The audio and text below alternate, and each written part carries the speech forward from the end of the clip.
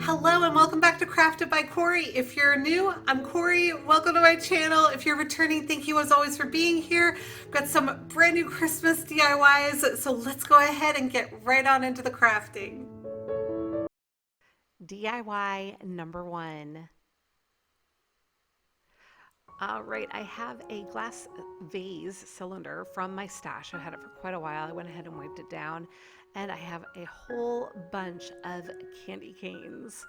So I'm just kind of trying to get an idea of how tall they'll stand on the vase. I just want to make sure that they are going to cover up the glass for me to the extent that I would like them to. And of course, I start fumbling them because they're kind of hard to just hold there. But I went ahead and started with some hot glue. When I started this out, I started applying it clearly to the glass. And I knew this, hot glue cools much faster on the glass, especially in my basement where I craft because it's cooler down there. And so by the time I had 3 of them on there, the hot glue was already, solidified, and it just wasn't really making it as easy to apply the candy canes.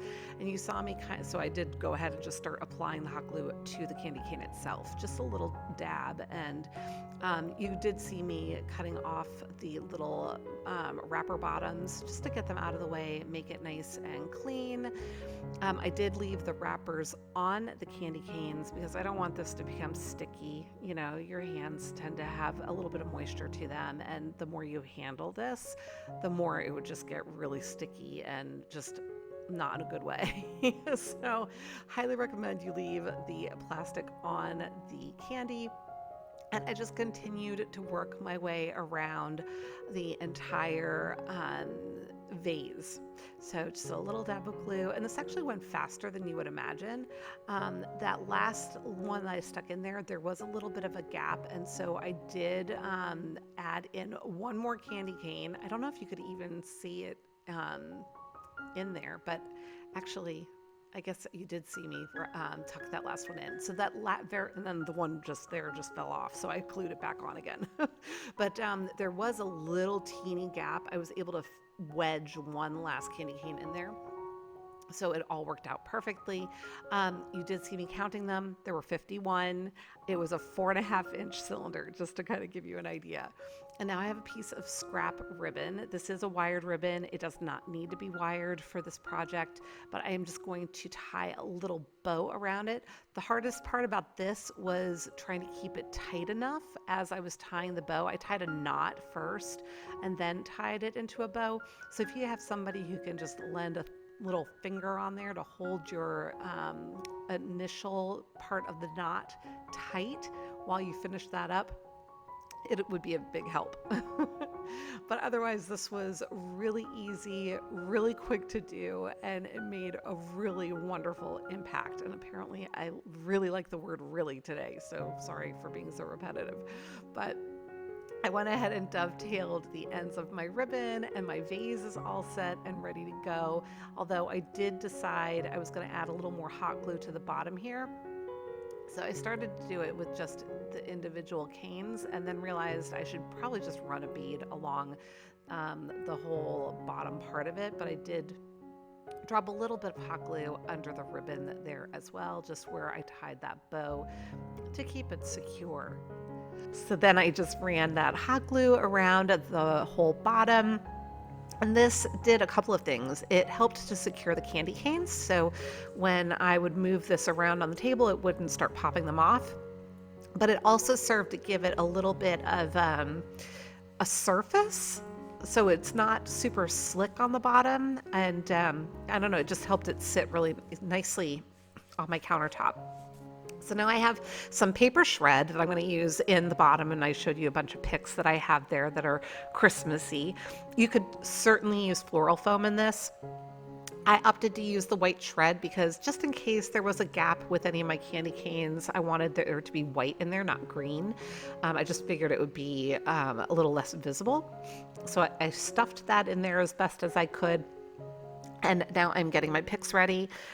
Some of these are from the Hobby Lobby, like the ones that I'm working with right now. They're little squigglies. They were from the Hobby Lobby. I think my poinsettia pick, that big one there, was also from the Hobby Lobby. And then these other little picks, the pine cones and these right here, were from the Dollar Tree. But you can use whatever you have in your stash, whatever you see out and about that you love and makes your heart happy. I'm going to go ahead and cut these apart, true to fashion, and I'm going to start tucking in my poinsettias into my vase. Now, as I went here, they were kind of flopping over a little bit, and so I went ahead and started tucking in some of the gold.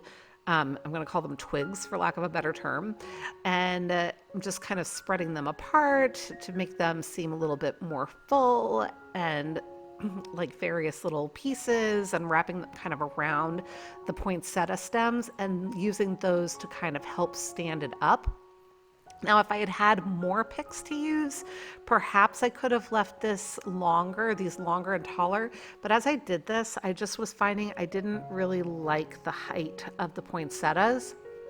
So I did go ahead and start pulling those out and trimming them down a little bit. So you can see here, I'm going to cut this, hopefully it'll be on screen. Yes, I'm going to cut it right above those little leaves, because now I can use the leaves for additional filler. So I'm going to go ahead and do that with all of my poinsettia picks, and that ended up being a much nicer height for the look that I was going for. So once I had all the poinsettias in there, I went ahead and dropped in the greenery for more filler, and then I've got my little fancy gold twirly-gig things that I'm going to drop in there as well. And then finally, I'll be able to tuck my little pine cones in. I did, I'm going to grab them here in a second. There they are. I did tuck them in on the side opposite my bow. I'm like looking for my bow all of a sudden. I'm like, ooh, let me put these on the other side so that they can be seen from the front. But that was it. Let me know what you think of this one.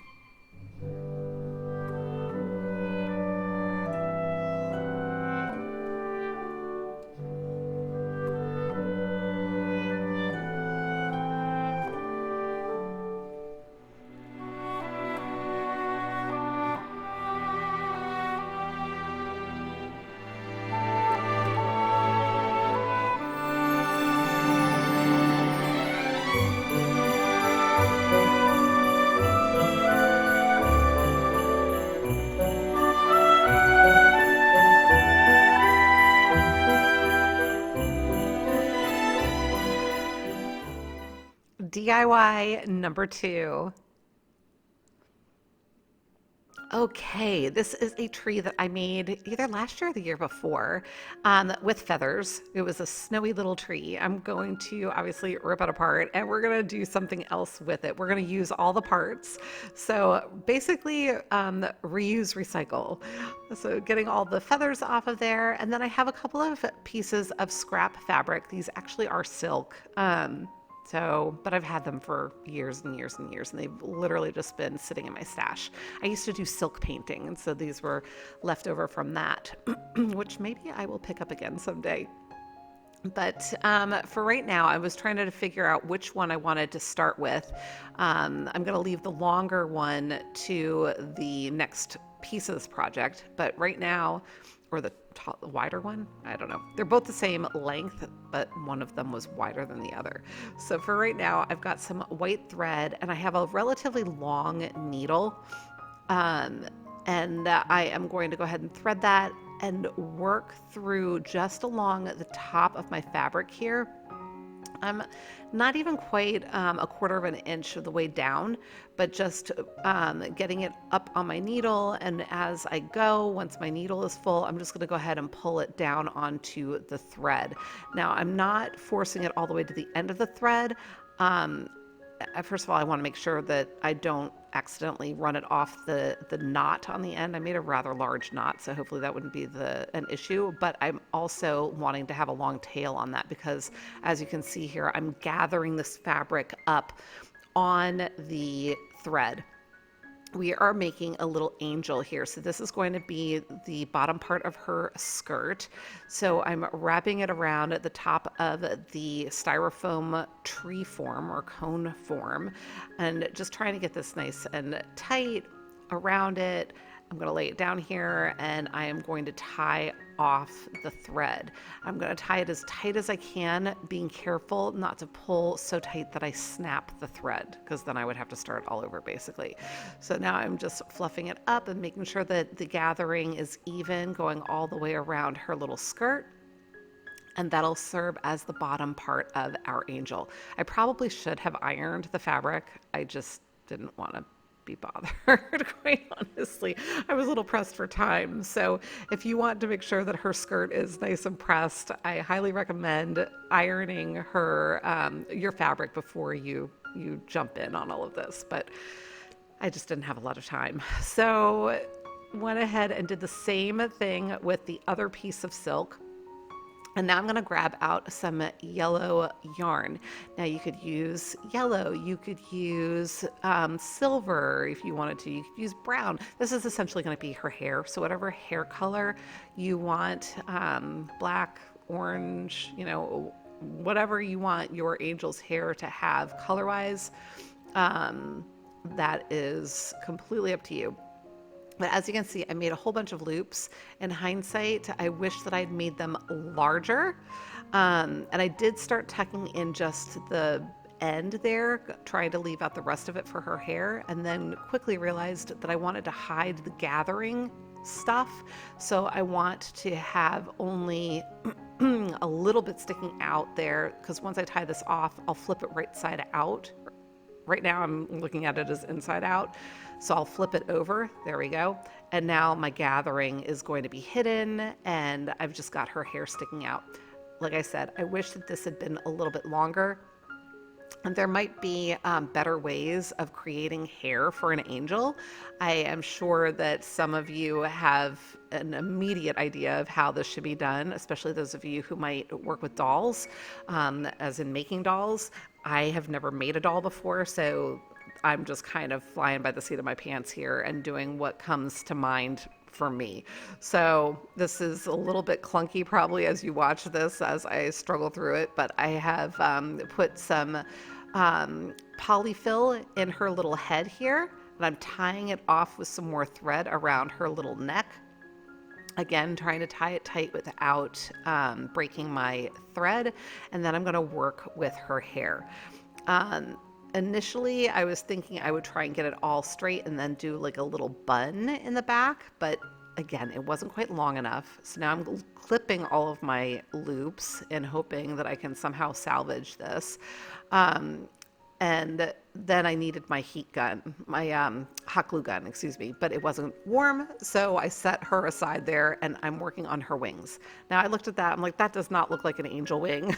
So I grabbed my phone and I Googled angel wings so I could get a good visual. So take 2 on drawing the angel wings for my pattern. I have my paper folded in half there, so I've drawn 1 wing, but we will have 2 when I open this up. It'll be a pattern. So I'm just continuing to work on my wing until I get the right shape for me. And I grabbed my black Sharpie and I'm just kind of going over it one last time before I cut it out, just so that I had the shape that I wanted, and I made sure I cut out the right line, so to speak. So now I've got it opened up. You can see there I've got my 2 wings. I've got a scrap piece of foam core board that I'm going to be using for this. So I've got it all lined up. I'll go ahead and use my Sharpie marker to trace this again onto the foam core this time. I was just being real careful because my paper wasn't super thick. So once I had that traced on there, I grabbed my X-Acto knife and I'll go ahead and get this cut out. I've got my self-healing mat here underneath. And when I do this, I just go in and very lightly, I only go through that first layer when I do my first pass with the X-Acto knife. I find that it gives me more control over my, my cutting and my lines. So once I go through it the first time, then I can come back and I'm basically just tracing the line that I've already cut through on the top surface, and I'm now taking it through all the way to the bottom surface. And I don't know, that's just the way that I do it. I find it helpful. So now I've got my little angel ready to go here with her hair. Well, she's not ready to go. We're going to make her ready to go. But my heat gun, my hot glue gun is ready to go. So we can work on her hair now. I'm going to go ahead and apply some to the top of her little head and kind of creating not bangs. I thought about giving her bangs and then I opted not to, but I'm gonna bring it down a little bit towards her forehead so that she actually looks like she has hair instead of it starting halfway back on her head. And then I'm gonna kind of sweep it to the side a little bit, but I wanna make sure that I've got more of it anchored down before I start doing that. So just applying some more hot glue, and then you can see how I sweep it to the side. Now, again, these were a little shorter than I had hoped for or planned on. So I'm going to end up twisting them underneath and pulling some of the longer strands over top and working my way all the way towards the back with her hair. So I'm catching those shorter ends underneath, and I'll be applying some additional hot glue there in a second, you will see. And just working my way all the way to the back. Initially, I was thinking I would be able to tie off that little bit of hair there and create a bun. It proved to be a little bit more challenging than I had hoped. The yarn kept slipping off the ends there, and I was getting frustrated. So I opted to go with plan B. I'm just going to twist that under there and anchor it down with some hot glue. You can see me kind of struggling with the little loose ends there, but I promise it all comes together. So I tucked some hot glue down in there, and now I am twisting the yarn pieces over and under. So getting them up underneath so that they're all nice and hidden. I continue to do that all the way around to the back of her cute little head. And there's the back of it, tucking in that last little bit, kind of rolling it over itself and under so that those little loose ends get caught up in that hot glue and everything is nice and covered. So once I had that done, I was going to try and make her a little bun to attach back there. So I started by just rolling it around my fingers and making really just a little small ball of yarn. But I held that up to the back of her head there, and I did not like the way it looked. So I opted instead to make some loops. I twisted them so they made an infinity shape, kind of like a figure 8. And I am attaching that to the little back of her head to serve as her special little infinity bun, which I thought was kind of fitting given that she is an angel. So once I had that secure, I was ready to go ahead and move on to the next step. I figured I would do I guess I'm going to check her out first on her little body and see. And I know that I want to add some more polyfill in for her little chest, but I was just anxious to see how she was going to look. Before I do that, I did decide that I was going to take care of my wings. So I've got my feather boa again that we pulled off of the tree originally. I'm giving this a real good covering in hot glue. Probably used more than I really needed to, but I'm going to go ahead and lay down all of the feathers. I did go ahead and clip that off because I decided I didn't need another layer of feathers going back up there. So I'm going to trim that off down at the little point of her wing. And then I will go ahead and do the same thing on the other side once I have that all nice and secure and tied up. So again, same thing on the other side, giving a healthy bit of hot glue. And I will wrap that one as well. I started down at the point of her wing and worked my way up and around. Trim that off, and then I'll be flipping it over and doing the other side. Now, at this point, I was starting to run out of the feather boa, so I just wanted to make sure I had enough. So I folded it in half, and I went ahead and trimmed it right in the middle, so I know I've got a certain amount for each wing, and it worked out just fine. I figured this is the part that's going to be facing her back, so it was quite fine. So got that nice and secured. And now before I move on to the other wing, I do want to add on this gold ribbon. I measured off probably about 2 feet if I had to guess, and I folded it in half. And where I've got the loop, I'm going to attach it to the middle of the wings here. So I'm just being careful not to burn myself. I'm using the back of my nail to kind of tap that down into the glue. And that's going to be used to tie the wings onto our little angel here in a few minutes. Applying the rest of the glue that I need for the wing and applying the rest of the feathers there. All right. So once I had that all set and ready to go, I was so excited about how the wings looked, you guys. Turned out really cute and fluffy. I did kind of bend them in the middle backwards so that they would kind of flail out, not flail, but they wouldn't be smack up against her back, so to speak. Now, you might have seen I just added some polyfill to the top of the cone. I wrapped her around it. And now I'm going to go ahead and lay her down on the wings and tie them on. So I'm going to make this nice and tight. And go ahead and just create a sweet little bow, and I'll trim off the ends of the ribbon. I'm not dovetailing these, you certainly can, but I just opted to do these at an angle. So there she is.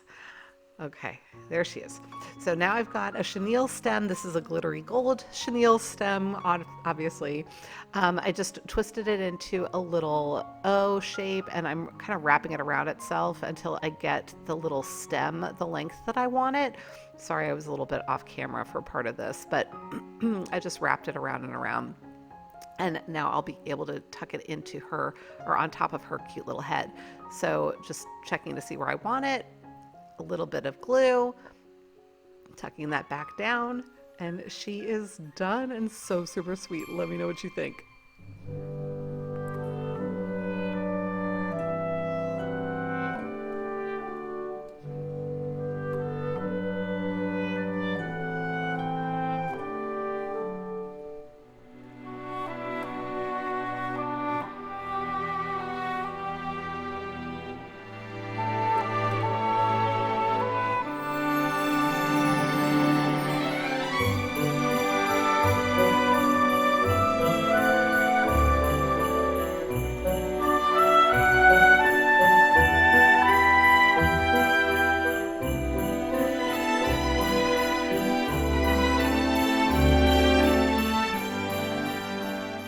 And now it's time for a shout out timeout.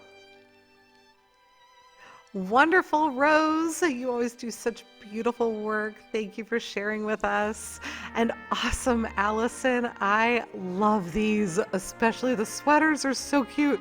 And beautiful Kathy, she's got her own little angel here, and what beautiful decor. I would love to give you a shout out as well. If you have interest, just send me an email at craftedbycorie@gmail.com.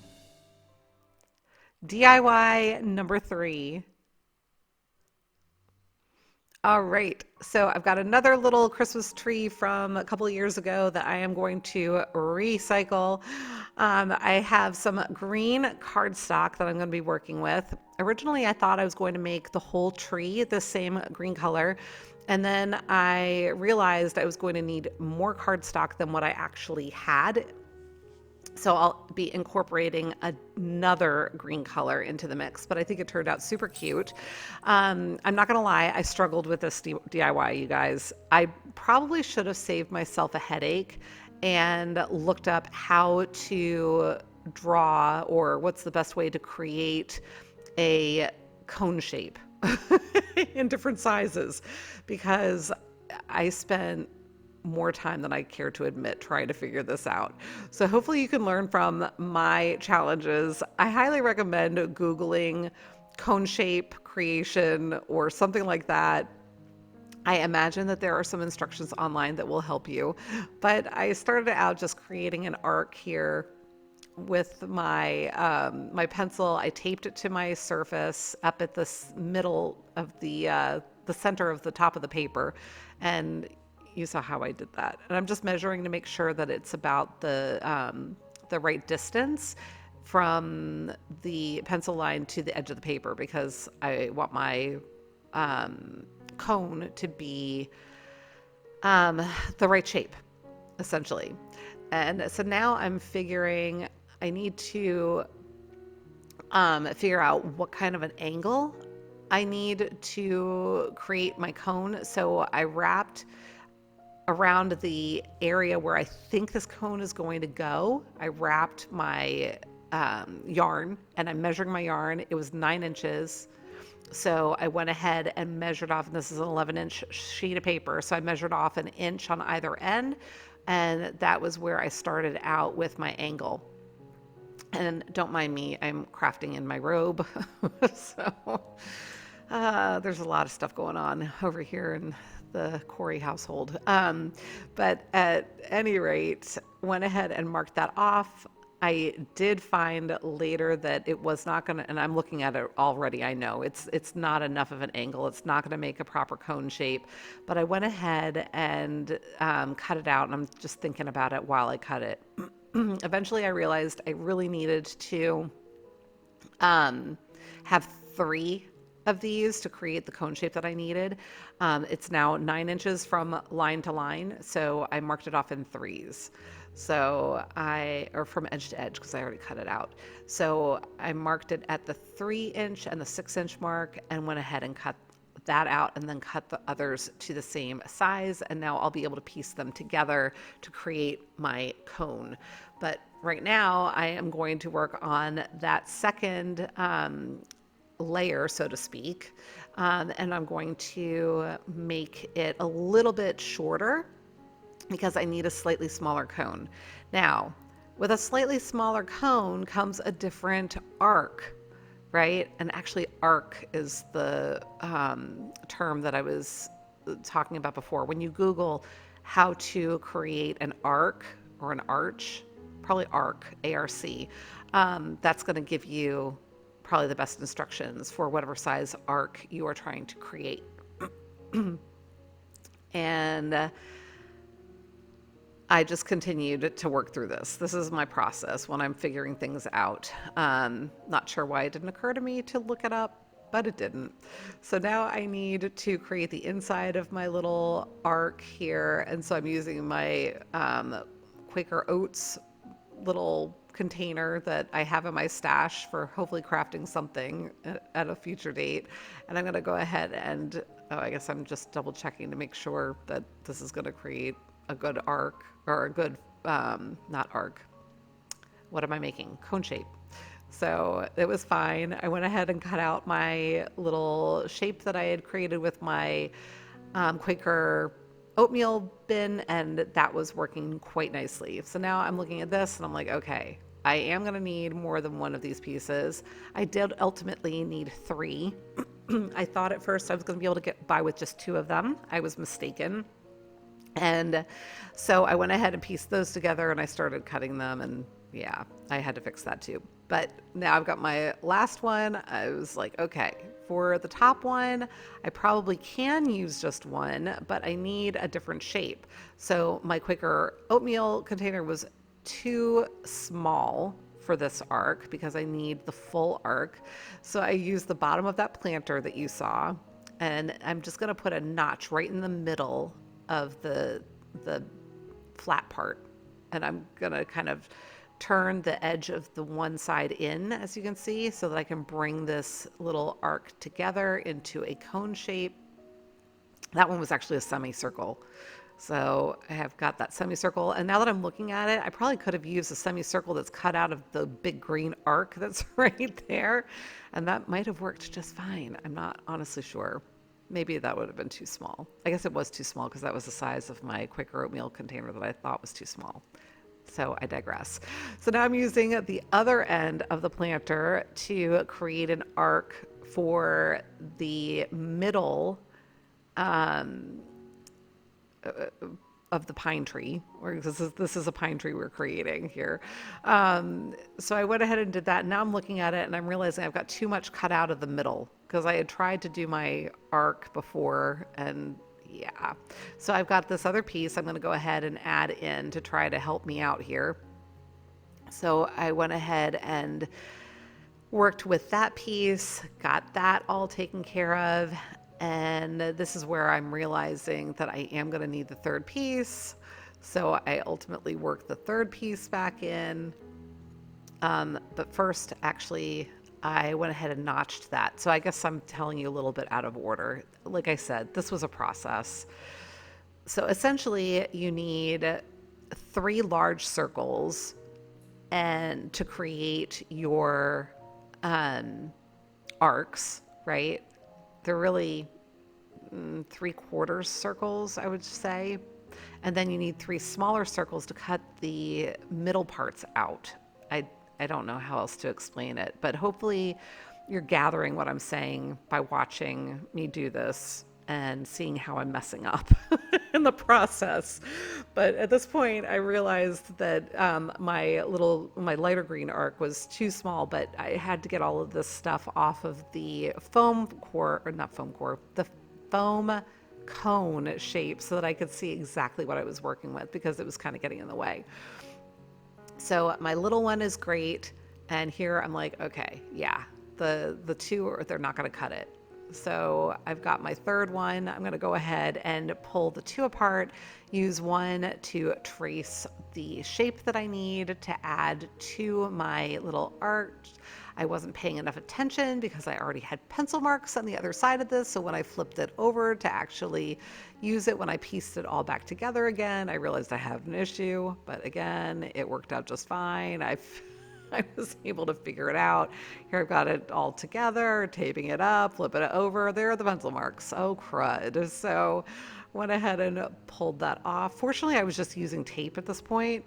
So I was able to go ahead and make some corrections as I went here. So now I've got it together. It was fine, worked out, all good, no harm, no foul. So now I'm able to check and see if this is going to fit properly on here. And it was fitting quite nicely. So I went to start using tape again to try and, actually, I guess I'm going to glue this down first. So I hot glue around the top there and went ahead and secured that on. I tried to make it as straight as I could, but I figured if it was crooked, it would be a little whimsical tree. So it's going to be whimsical anyway. All right, so here I am with the tape. Started to just make sure everything is secured. And then ultimately I decided, because here I went with the tape again, that I could probably just use hot glue. And so I was like, all right, let's just give this a shot.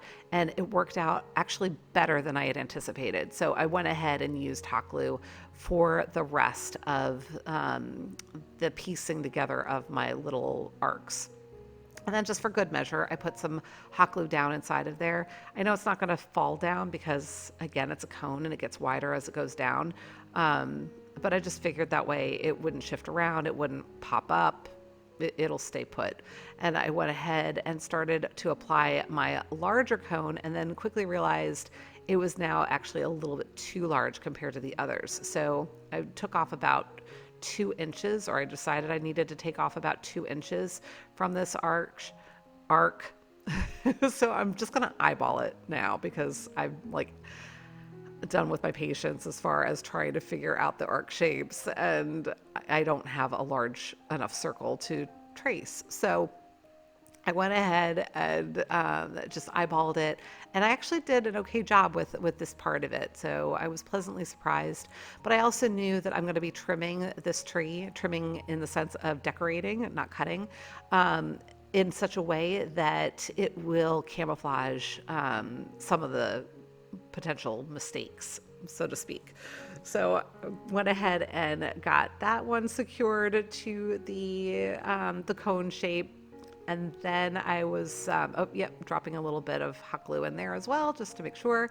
And then I was ready to trim the tree. So I've got the, this little mini boa, so to speak, that is going to be used on all of the little edges. So I'm just running a bead of hot glue right along the edge there and just making sure I've got it nice and attached to the bottom of my cone. I'm going to work that all the way around, and then I will trim it off when it meets the other side. And you can see that my cones are definitely not straight, but again, it made me think a little bit of maybe like a Grinch Christmas tree, because it's the different colors of green and it's a little whimsical. It's obviously the little layers are going in slightly different canters, slightly different directions, but I think it makes it just super sweet. It is definitely not perfect. I mean, obviously, because I've got the paper pieced together as well, it is not perfect, and it's not meant to be perfect. I just want to put that out there. If you want to do something like this and you want it to be perfect, you're going to need to start with much larger cardstock, or you'll need a to make a smaller tree. It's entirely doable. Now I've got these little birchwood pieces from the Dollar Tree. I used 5 of them to be able to be tall enough to hold my tree up off of the ground. You don't have to put a base on it. I opted to put a little trunk on it because that was the way I wanted it, but you could certainly let it sit on the counter the way that it was there just a second ago. So I'm just looking at center, dropping in a bunch more hot glue, applying my trunk, and then this sweet little tree is good to go. I love this, and I hope you do too, but let me know what you think in the comments.